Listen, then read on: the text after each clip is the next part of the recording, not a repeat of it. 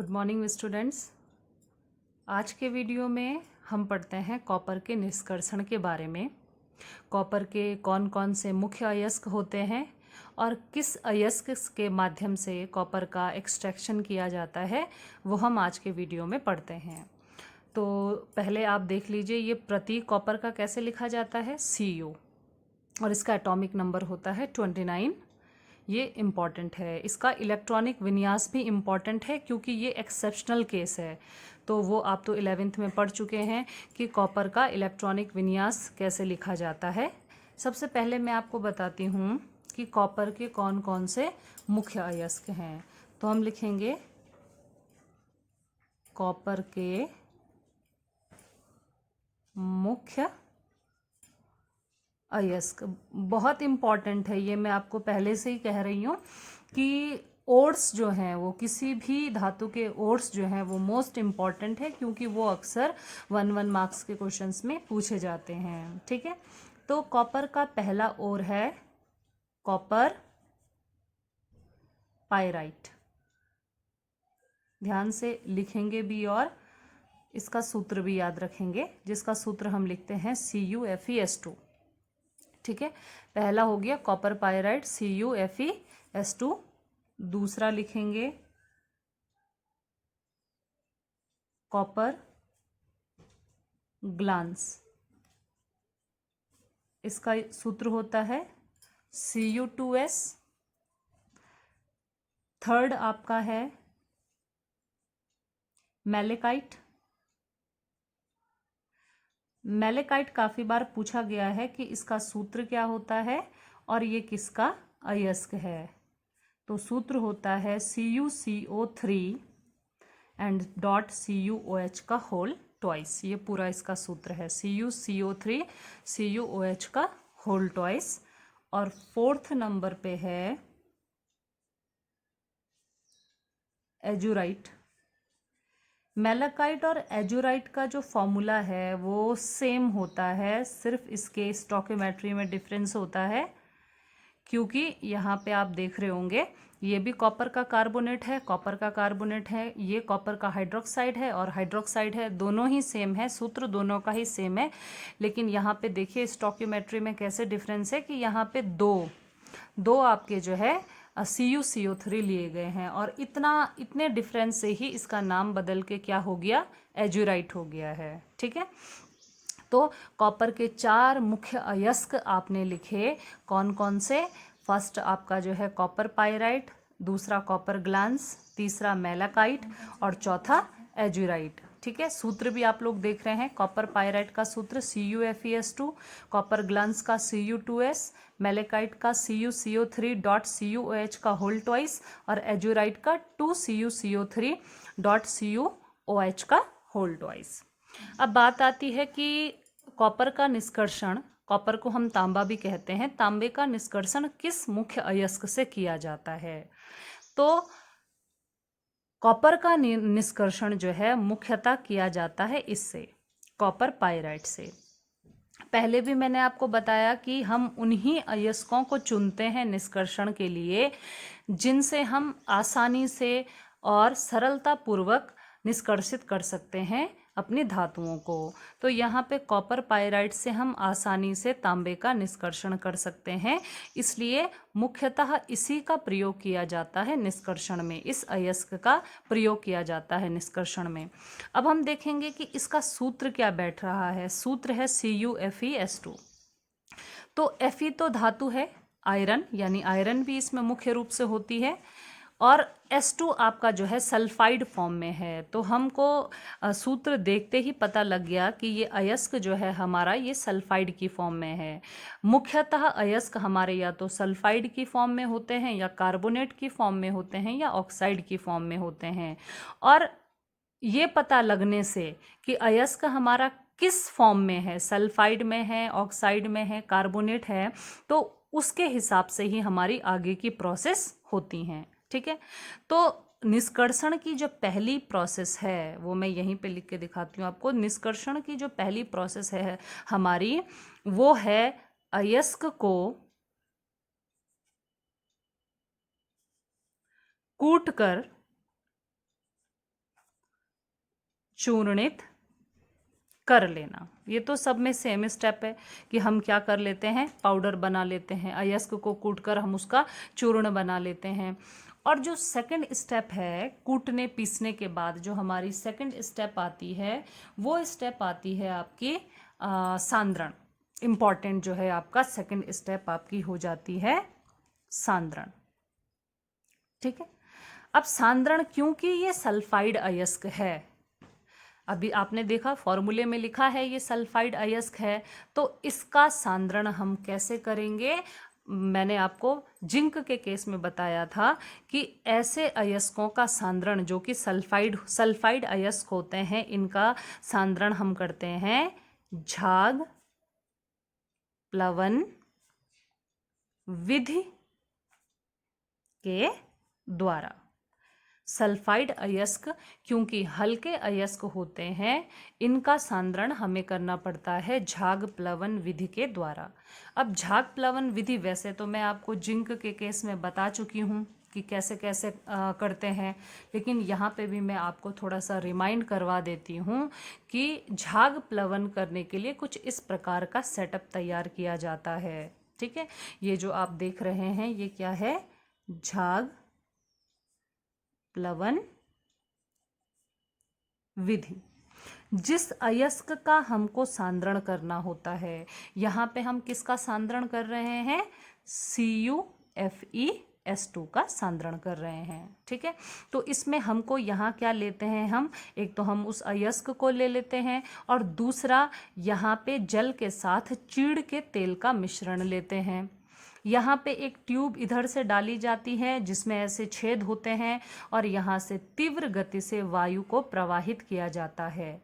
तो ये जो चीड़ का तेल और जल का जो मिश्रण है, जैसे ही आप इसमें वायु प्रवाहित करेंगे, ये क्या करेगा, झाग बनाने का काम करेगा।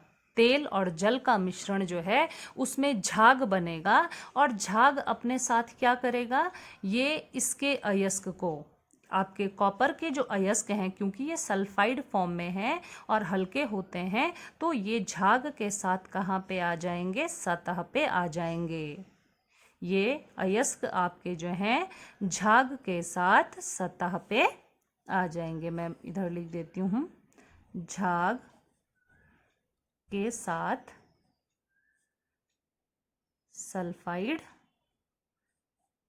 अयस्क, ये यहाँ सतह पे आ जाएंगे।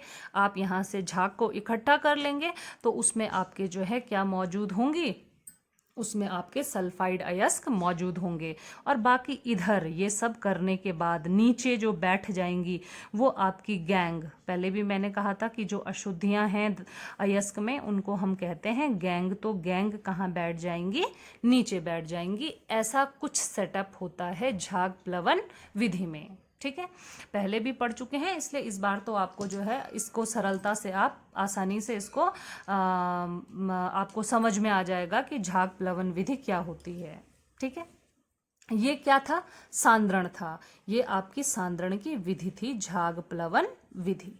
ठीक है, तो पहला स्टेप हो गया हमारा, अयस्क को कूट पीस कर चूर्णित कर लेना है। सेकंड आपका हो गया सांद्रण, ठीक है, जिसमें आपने झाग प्लवन विधि से सांद्रित कर लिया अयस्क को। अब थर्ड नंबर पे क्या करते हैं हम, पता है आपको कि यहाँ पे अयस्क CuFeS2 फॉर्म में है, सल्फर की फॉर्म में है, सल्फाइड की फॉर्म में है। तो तीसरे स्टेप में हमें करना पड़ता है इसका भर्जन। ठीक है, जैसे आपने जिंक का किया था। अब भर्जन क्या होता है, ये तो मैं आपको बता ही चुकी हूँ कि भर्जन का मतलब होता है अयस्क को वायु की उपस्थिति में गर्म करना। वायु की उपस्थिति में आप उसको गर्म करते हैं, उसी विधि को भर्जन कहते हैं। तो मैं लिखूंगी नहीं, इम्पॉर्टेंट यहाँ पे है कि रिएक्शन क्या होती है इसमें। तो देखिए रिएक्शन क्या होती है, अयस्क हमारा है CuFeS2, कॉपर पाइराइट हमारा अयस्क है। जब आप इसको वायु की उपस्थिति में इसका भर्जन करेंगे, यानी आप इसको हीट देंगे वायु की उपस्थिति में, तो ये किस में बदलेगा, ये दो चीज़ों में बदलेगा। एक तो बदलेगा CuS में, दूसरा इधर से एक तो बदलेगा ये Cu2S में, दूसरा बदलेगा ये FeS में, और सल्फर गैस आपकी जो है बाहर निकल जाएगी। ये क्या बना हमारा? ये बना हमारा क्यूप्रस सल्फाइड, ठीक है।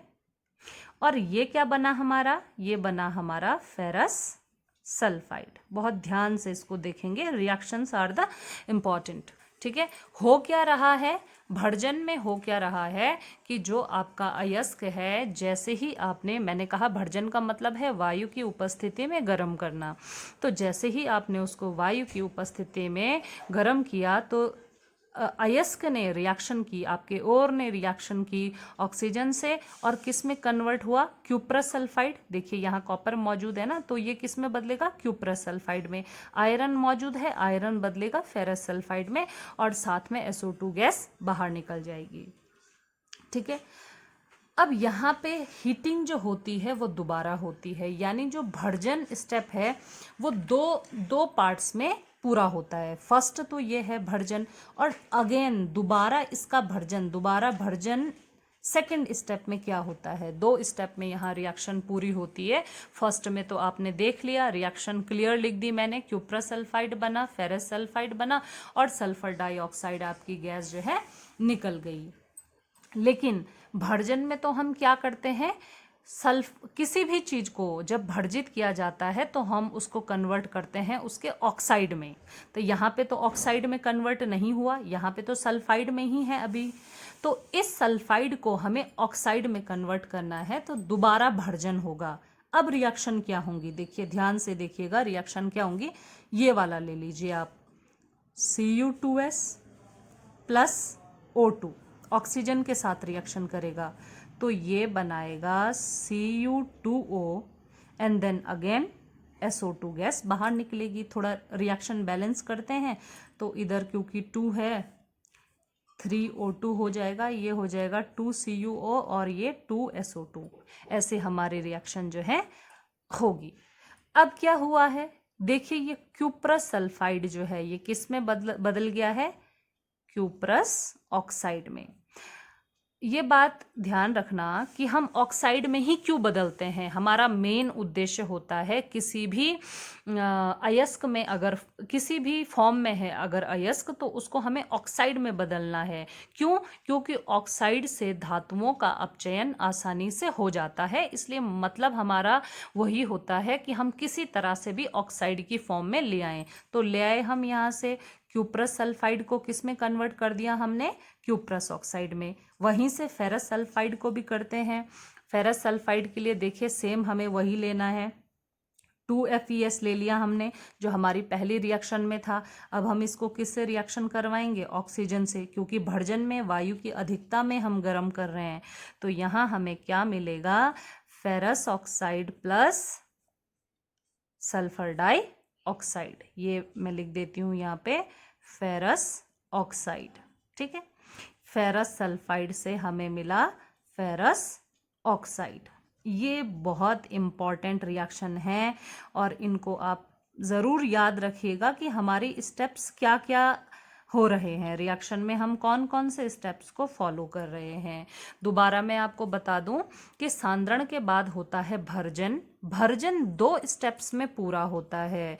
पहले स्टेप्स में कॉपर पाइराइट जो अयस्क है आपका, ये आपका क्या है? अयस्क है। अयस्क किस में बदलता है आपका?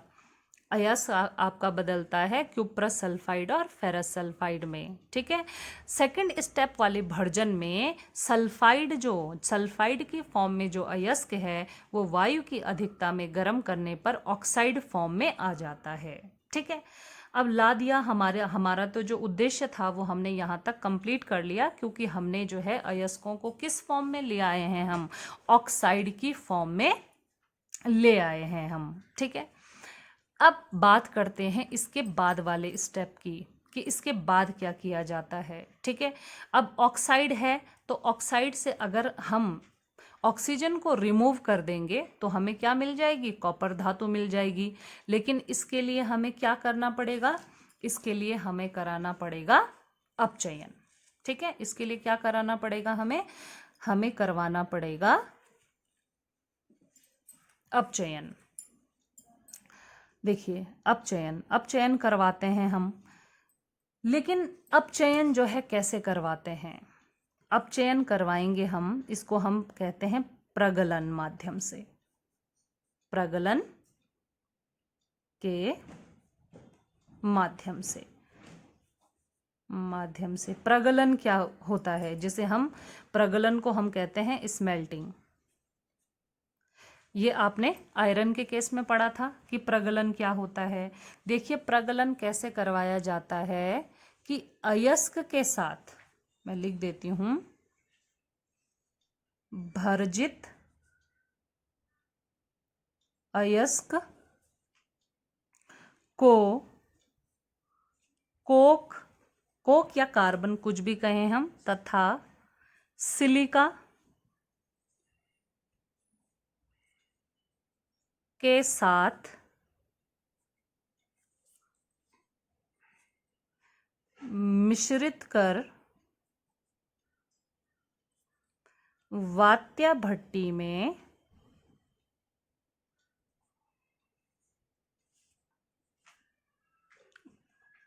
प्रगलित कराया जाता है। वात्य भट्टी में प्रगलित कराया जाता है। प्रगलन के माध्यम में क्या किया जाता है? कोक और सिलिका यहाँ पे लिया जाता है भर्जित अयस्क के साथ, और वात्य भट्टी में इसका प्रगलन कराया जाता है। अब देखिए ये प्रगलन जो होता है हमेशा करवाया जाता है वात्य भट्टी में। ये मैंने यहाँ पे इसकी पिक्चर ड्रॉ की है, ठीक है, आप देख भी पा रहे होंगे, लिखा है भर्जित अयस्क प्लस कोक प्लस SiO2, ठीक है। सिलिका, SiO2 को ही हम क्या कहते हैं? सिलिका कहते हैं। तो सिलिका इसमें डाल दिया जाता है, ठीक है। बाकी टेम्परेचर इसमें जो है काफ़ी टेम्परेचर इसको दिया जाता है, ठीक है, इसको हीटअप किया जाता है। और यहाँ आपके जो हैं ये अयस्क मौजूद होते हैं। यहाँ से आप देखिए वायु प्रवाहित की जा रही है, बहुत तेज़ी से इसमें हवा डाली जा रही है। तो यहाँ पे क्या रिएक्शंस होती हैं? यहाँ पे 2 रिएक्शंस होती हैं, ठीक है। क्या रिएक्शन होती हैं मैं थोड़ा सा आपको बता दूंगी कि एक तो ऐसे करके, या मैं इसको अलग ही बताऊंगी, आप ये देख लीजिए क्या होती है रिएक्शन। कि एक तो आपका जो FeO जो हमारा किसके द्वारा मिला है? भर्जन के द्वारा मिला है हमें। ये FeO SiO2 ये जो सिलिका है, ठीक है, इसके साथ रिएक्शन करके बनाता है FeSiO3, ठीक है। और ये जो है कहाँ मूव करता है? इधर की तरफ। यहाँ आपका हो जाएगा FeSiO3, ठीक है। और दूसरा इसमें जो रिएक्शन होती है, देखिए मैंने क्या कहा कि FeO SiO2 के साथ मिलके क्या बनाएगा FeSiO3। ये आपका है फेरस ऑक्साइड, ये सिलिका के साथ मिलके बनाएगा FeSiO3, ठीक है, जिसको हम क्या कहते हैं? धातुमल कहते हैं। तो एक रिएक्शन तो इसमें ये होगी, यानी वात्य भट्टी में एक रिएक्शन तो ये होगी, ठीक है, ये वाली। इसमें सेकंड रिएक्शन भी होगी। वो सेकंड रिएक्शन क्या होगी मैं आपको यहाँ पे बता देती हूँ कि सेकंड रिएक्शन में आपका क्या होगा कि क्यूप्रस ऑक्साइड जो है ये फेरस ऑक्साइड के साथ, फेरस सल्फाइड के साथ, क्यूप्रस ऑक्साइड जो है फेरस सल्फाइड के साथ रिएक्शन करेगा और इंटर कन्वर्जन हो जाएगा इनका। ऐसे इंटर कन्वर्जन हो जाएगा, हमें क्या मिलेगा? हमें मिलेगा cuprous sulphide plus ferrous oxide, ये हमें मिलेगा, ठीक है। ये मैंने यहाँ लिख दिया है, देखिए लिखा है ना यहाँ Cu2S प्लस FeO। इस मिश्रण को ही हम क्या कहते हैं? कॉपर मैट कहते हैं। यहाँ मैंने लिखा है, इसको हम क्या कहेंगे? कॉपर मैट कहेंगे। तो 2 रिएक्शन आपकी हो रही हैं। 2 रिएक्शन कौन सी हैं? फर्स्ट रिएक्शन तो ये है हमारी, और सेकंड रिएक्शन ये है हमारी। यानी जो हमारा प्रगलन हो रहा है उसमें हमारे 2 इम्पॉर्टेंट स्टेप्स हो रहे हैं। किसमें? वात्य भट्टी में, ठीक है। हमने कहा यहाँ भर्जित अयस्क कोक और SiO2 डाला है, तो फर्स्ट रिएक्शन क्या हो रही है? भर्जित अयस्क में हमारा कौन कौन है? ये दोनों हैं, एक तो क्यूप्रस ऑक्साइड है और एक आपका जो है फेरस ऑक्साइड है, ठीक है। ये है ना भर्जित अयस्क, कौन सा है आपका? क्यूप्रस ऑक्साइड और फेरस ऑक्साइड। तो फेरस ऑक्साइड ये क्या कर रहे हैं? फेरस ऑक्साइड तो सिलिका के साथ मिलकर धातुमल का निर्माण कर रहा है, लेकिन क्यूप्रस ऑक्साइड जो है वो बिना भर्जन के जो फेरस सल्फाइड था हमारे पास, उसके साथ अभर्जित जो फेरस सल्फाइड है, अभर्जित जो अयस्क है, उसके साथ मिलके क्या बना रहा है हमारे पास, Cu2S क्यूप्रस सल्फाइड और फेरस ऑक्साइड का मिश्रण दे रहा है। ये मैंने यहाँ लिखा है, देखिए धातुमल तो इस कॉलम में रहेगा, वात्य भट्टी के इस कॉलम में धातुमल रहेगा, क्योंकि धातुमल हल्का होता है तो ऊपर रहेगा वात्य भट्टी में। लेकिन ये जो मिश्रण है क्यूप्रस सल्फाइड का और फेरस ऑक्साइड का, ये नीचे बैठ जाएगा, ठीक है। इसी मिश्रण को, यानी क्यूप्रस सल्फाइड और फेरस ऑक्साइड के मिश्रण को हम कहते हैं copper matte. So this is the very very very important point, क्योंकि ये पूछा जाता है कि वात्य भट्टी में जो हमको कॉपर मिलता है उसको क्या कहते हैं, तो उसको कहते हैं कॉपर मैट। अब वो कॉपर मैट क्या होता है, कॉपर मैट तो क्यूप्रस सल्फाइड और फेरस ऑक्साइड का मिश्रण होता है। तो वात्य भट्टी में जो दो इम्पॉर्टेंट रिएक्शन हैं, जो दो इम्पॉर्टेंट रिएक्शन हो रही हैं, वो कौन कौन सी हैं वो मैं आपको बता दूं। ये दो इम्पॉर्टेंट रिएक्शन वात्य भट्टी में हो रही है। कौन सी? Iron ferrous oxide is reacting with the silica giving ferrous silicate, जिसको हम कहते हैं स्लैग या धातुमल। दूसरी इंपॉर्टेंट, मोस्ट इंपॉर्टेंट रिएक्शन है जिसमें क्यूप्रस ऑक्साइड, जो कि हमारा भर्जित अयस्क है, वो फेरस सल्फाइड, जो पहले मैंने कहा था भर्जन 2 स्टेप में होता है, तो पहले भर्जन में जो हमको ये वाला फेरस सल्फाइड मिला था, इसके साथ रिएक्शन करके इंटर कन्वर्जन यहाँ पे हो रहा है। देखिए Cu2 ने किसको कैच कर लिया, S को, और Fe ने O को। तो हमें क्या मिला, हमें मिश्रण मिला कॉपर मैट का। कॉपर मैट किसका मिश्रण है, cuprous sulphide, this is we called cuprous sulphide. Cu2S को बोलते हैं क्यूप्रस सल्फाइड, और FeO को कहते हैं फेरस ऑक्साइड। तो क्यूप्रस सल्फाइड और फेरस ऑक्साइड का जो मिश्रण होता है उसी को हम कॉपर मैट कहते हैं। ये आप ध्यान रखेंगे, इसलिए मैंने स्टार लगा रखा है इस पे, ठीक है। लेकिन इस स्टेप में अभी भी हमको जो है धातु नहीं मिली हमारी, यानी धातु का अपचयन तो अभी भी नहीं हुआ है। तो इसके लिए एक नेक्स्ट स्टेप हम लोग यूज करते हैं, जिसे हम कहते हैं बेसेमरीकरण, ठीक है। बेसेमरीकरण अभिक्रिया, जिसे बेसेमराइजेशन भी कहते हैं, ये एक बेसेमर कन्वर्टर में पूरी होती है। बेसेमर कन्वर्टर यानी बेसेमर परिवर्तक उसमें पूर्ण होती है। तो रिएक्शन अब हमारी शुरू होती है कॉपर मैट को लेकर, और कॉपर मैट क्या है, क्यूप्रस सल्फाइड और फेरस ऑक्साइड का मिश्रण। तो बेसेमर कन्वर्टर में कौन कौन सी रिएक्शन होंगी, वो क्या क्या होंगी, ये मैं आपको 1 बाय 1 बताती हूँ। देखिए इसमें सबसे पहले क्या क्या होगा कि मैट कॉपर जो है क्यूप्रस सल्फाइड और ferrous oxide, matte copper cuprous sulphide और फेरस ऑक्साइड के साथ सिलिका भी होता है। जो कॉपर मैट है हमारा, इसमें क्यूप्रस सल्फाइड होता है, फेरस ऑक्साइड होता है, और कुछ मात्रा में आपका सिलिका भी होता है, यानी SiO2 भी होता है। तो ये तो है, मैंने बता दिया कि क्या क्या होता है। सेकंड इसमें होता है कि बेसेमर परिवर्तक में, बेसेमर कन्वर्टर में इसे यानी कॉपर मैट को, कॉपर मैट इसे कॉपर धातु में परिवर्तित किया जाता है, परिवर्तित किया जाता है, ठीक है। और इसमें जो है बेसेमर परिवर्तक में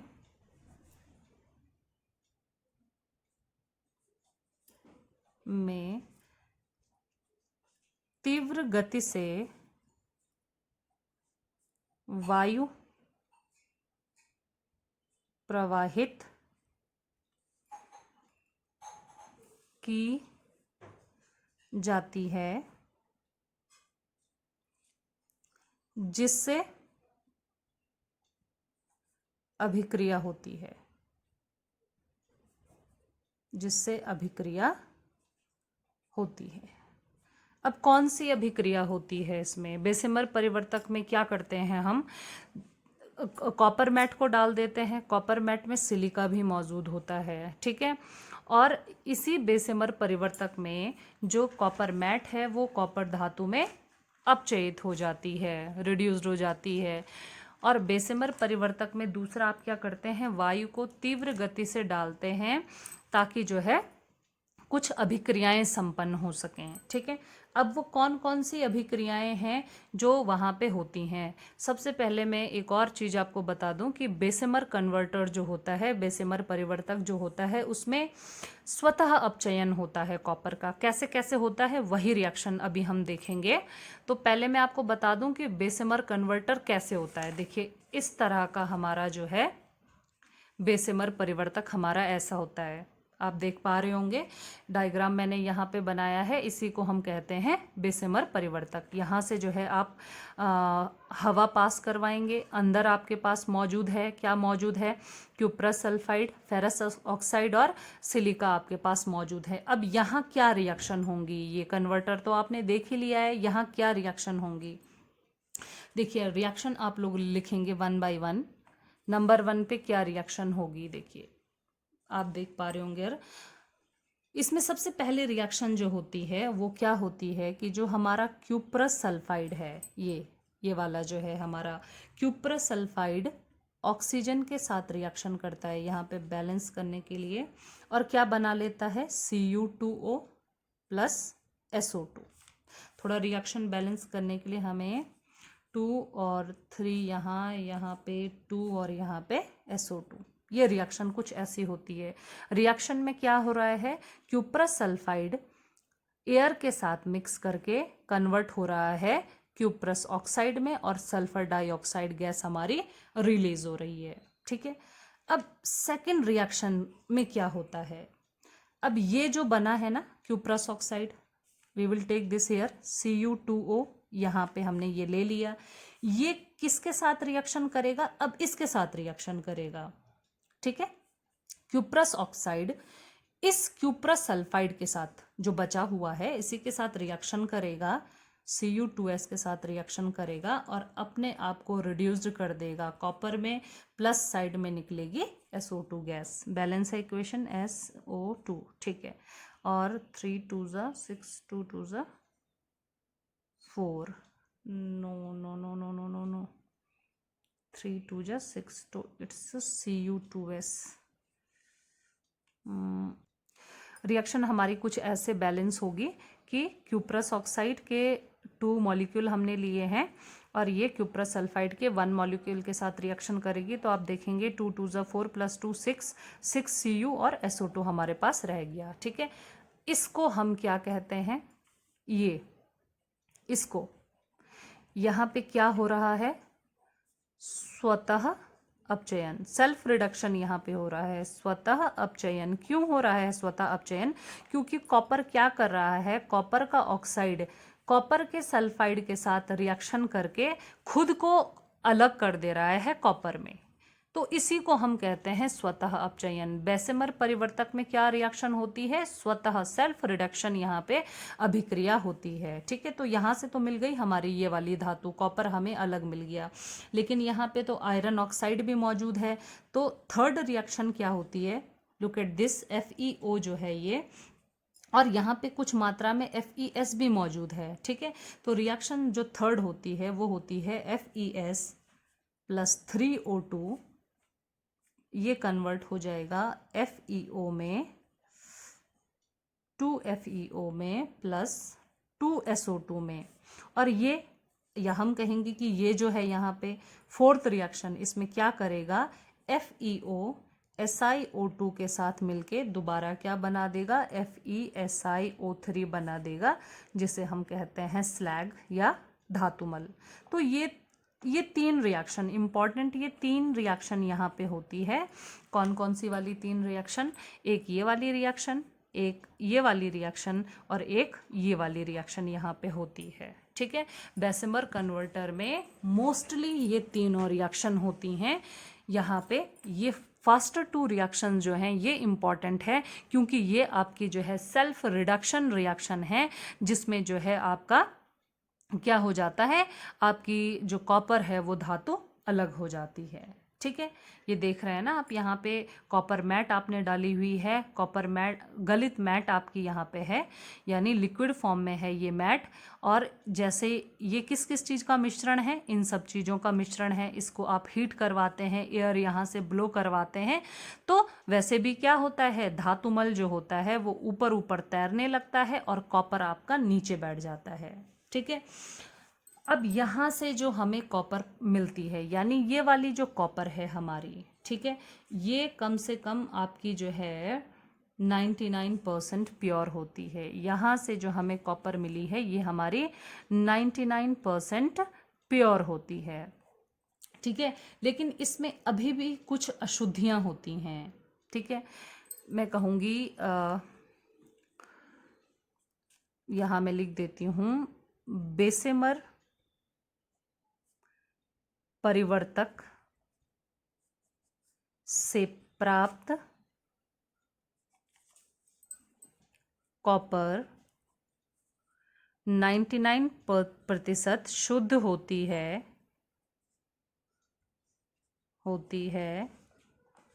लेकिन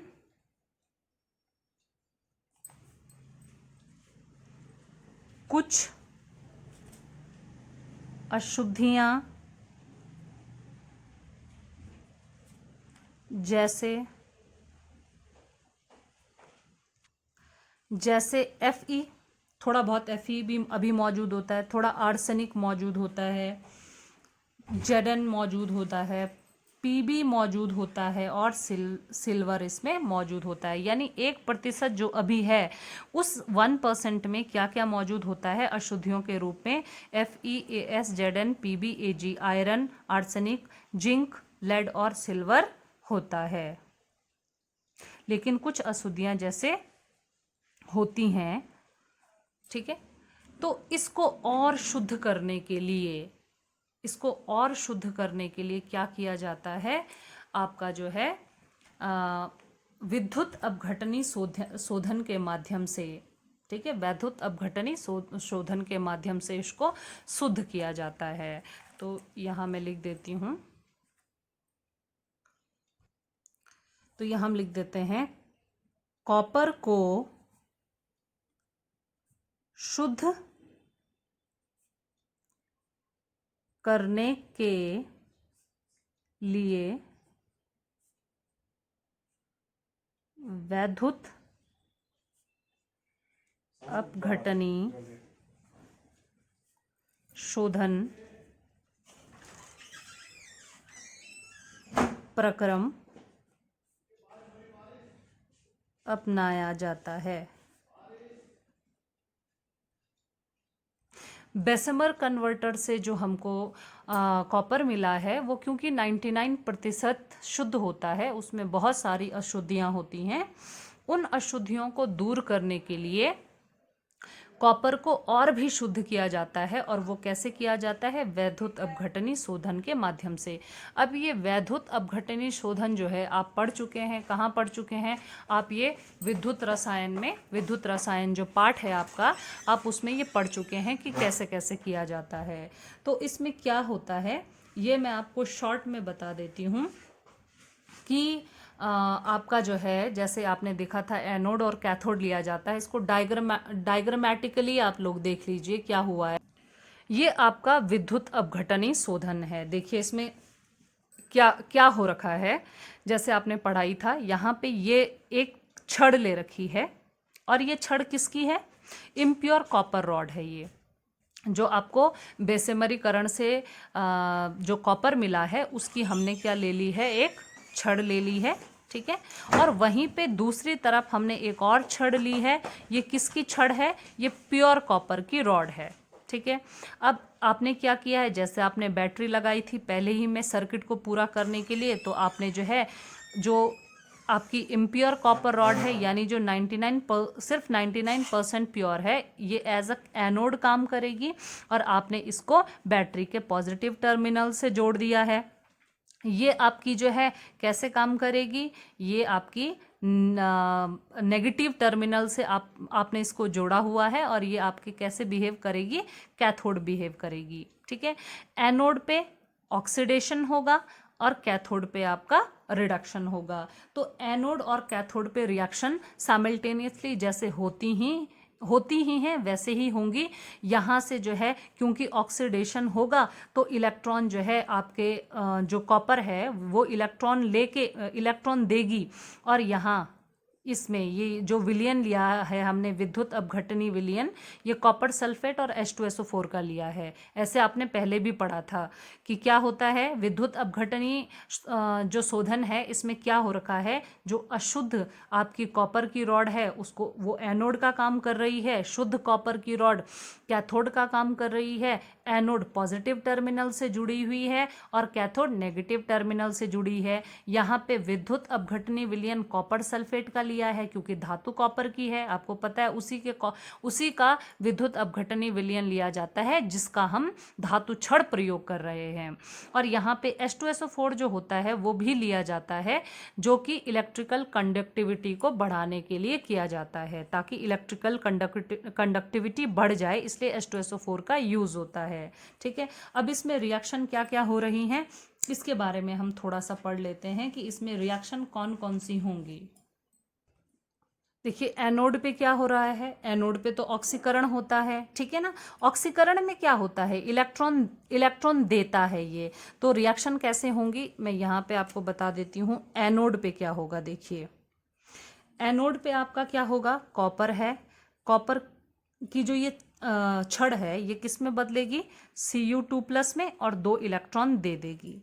ठीक है, तो इसका क्या हुआ, ऑक्सीकरण हो गया, है ना, ऑक्सीकरण हो गया। ये खुद किस में बदल गई, यहाँ धातु से जो है, यहाँ धातु की छड़ से ये किस में बदल गई, Cu2+ में +2 इलेक्ट्रॉन में। ठीक है, इलेक्ट्रॉन तो आपके मूव कर जाएंगे और जो है Cu2+ कहाँ आ जाएगा, इस विलयन में आ जाएगा, ये आप पहले पढ़ चुके हैं। अब कैथोड पे क्या होगा, कैथोड पे आपका जो है ये यहाँ जो CuSO4 का विलयन है ना, CuSO4 का विलयन किस किस चीज़ से बना है, Cu2+ और SO4 2-, और ये Cu2+ और किसके आ गए यहाँ पे, यहाँ से घुल के यहाँ आ गए। तो अब इलेक्ट्रॉन जो है जैसे मूव करेगा, मूव करके यहाँ आएगा और यहाँ से ये क्या करेगा, इन इलेक्ट्रॉन को, जो इलेक्ट्रॉन यहाँ से आए हैं, ये इलेक्ट्रॉन यहाँ से इधर आए हैं, इलेक्ट्रॉन यहाँ पे आके इनको कौन एक्सेप्ट करेगा, इनको ये जो Cu2+ हैं ये एक्सेप्ट करेंगे। तो रिएक्शन क्या हो जाएगी, Cu2+ +2 electron is equal to Cu। तो यहाँ से ये इलेक्ट्रॉन, ये आयंस इनको एक्सेप्ट करके खुद कहाँ डिपॉजिट हो जाएंगे, इस वाली रॉड पे डिपॉजिट हो जाएंगे। तो जैसे जैसे रिएक्शन आगे बढ़ेगी वैसे वैसे ये वाली छड़ तो घुलती जाएगी और ये वाली छड़ जो है मोटी होती जाएगी। ये आप पहले भी पढ़ चुके हैं तो इसको बहुत ज़्यादा बताने की ज़रूरत नहीं है, मैं सिर्फ इतना बताऊंगी आपको कि ये जो अशुद्ध कॉपर है ये अपने 2 इलेक्ट्रॉन देगी। इलेक्ट्रॉन जो है इस वाली विद्युत परिपथ से होते हुए इधर आएंगे, खुद ये Cu2+ में कन्वर्ट हो जाएगी और यहाँ विलयन में आ जाएगी। यहाँ से ये इलेक्ट्रॉन जो है इस परिपथ से होते हुए यहाँ पे जाएंगे और इस छड़ पे इन इलेक्ट्रॉन को कौन एक्सेप्ट कर लेगा, यहाँ आयंस हैं वो इस इलेक्ट्रॉन को एक्सेप्ट करके खुद को अपचयित कर लेंगे कॉपर की धातु में। तो अब यहाँ जो ये डिपॉजिट हो जाएगी, ये हमारी कॉपर यहाँ पे डिपॉजिट होना हो जाएगी और ये मोटी होती जाएगी छड़। इसको हम कहते हैं विद्युत अपघटनी शोधन। ठीक है, अब यहाँ से जो मैं यहाँ लिख दूं आपको कि शोधन के बाद प्राप्त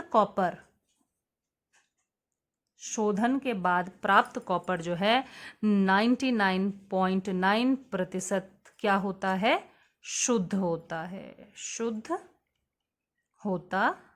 शोधन के बाद जो प्राप्त कॉपर है वो 99.9% शुद्ध होता है। ठीक है, अब ये मैंने पूरा प्रक्रम आपको बता दिया कि इसका सांद्रण कैसे हुआ है, भर्जन कैसे हुआ है, इसकी प्रगलन कैसे हुई है, बेसेमरीकरण कैसे हुआ है और शोधन कैसे हुआ है। ठीक है, इसको बताने के बाद आप इसके उपयोग खुद से लिख लेंगे, क्योंकि आप जानते हैं कि कॉपर जो है, तांबा एक बहुत इंपॉर्टेंट धातु है। इसकी गागर बनाई जाती है, यानी पानी रखने वाला जो बर्तन होता है वो बनाए जाते हैं।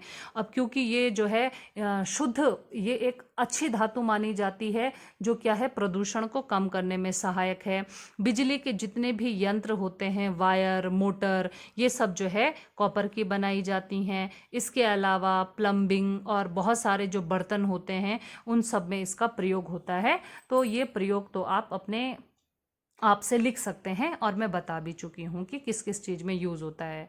लेकिन यहाँ पे एक इम्पॉर्टेंट क्वेश्चन जो इस टॉपिक पे पूछा जाता है, मोस्ट इम्पॉर्टेंट टॉपिक जो है इस पे पूछा जाता है, यहाँ पे एक क्वेश्चन हमेशा पूछा जाता है कि ये जो कॉपर हमें बेसेमर परिवर्तक से जो हमें ये कॉपर मिली है, जिसे मैंने कहा 99 नहीं, ये 90% तक प्योर होती है ये।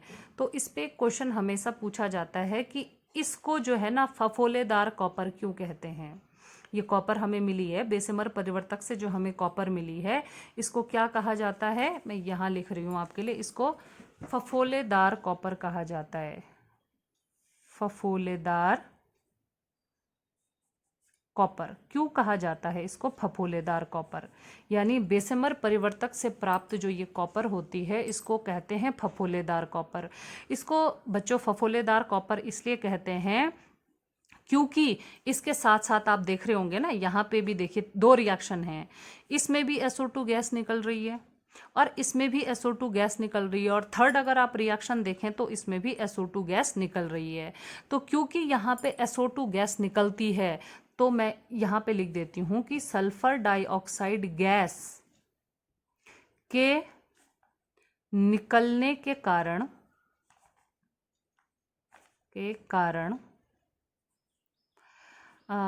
कॉपर की सतह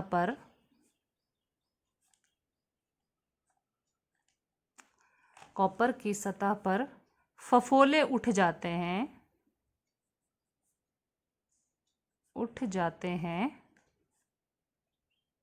इसलिए इसे क्या कहते हैं, फफोलेदार कॉपर कहते हैं। ऑलमोस्ट ये क्वेश्चन पूछा जाता है कि इसको फफोलेदार कॉपर क्यों कहा जाता है। तो फफोलेदार इसलिए कहा जाता है कि गैस जैसे ही बाहर निकलेगी वो फफोले बना देगी, सतह पे एक जो है बल्गिंग पैदा कर देगी, उसी को क्या कहा जाता है, फिर फफोलेदार कॉपर कहा जाता है। तो बेसेमर परिवर्तक से जो कॉपर हमें प्राप्त होता है उसको हम क्या कहते हैं, फफोलेदार कॉपर कहते हैं, और वो 90% प्योर होता है। उसको और शुद्ध करने के लिए हम क्या करते हैं, उसका विद्युत अपघटनी शोधन करवाते हैं। तो आज का टॉपिक हमारा फिनिश हो चुका है। आई होप कि आप लोग अच्छे से समझ चुके होंगे। तो इसको रिवाइज करते रहिए, और इसको बार बार वीडियो को बार बार देखेंगे आप, तो आपको वैसे भी ये याद हो जाएगा। ठीक है बच्चों, अच्छे से तैयारी करेंगे। ओके।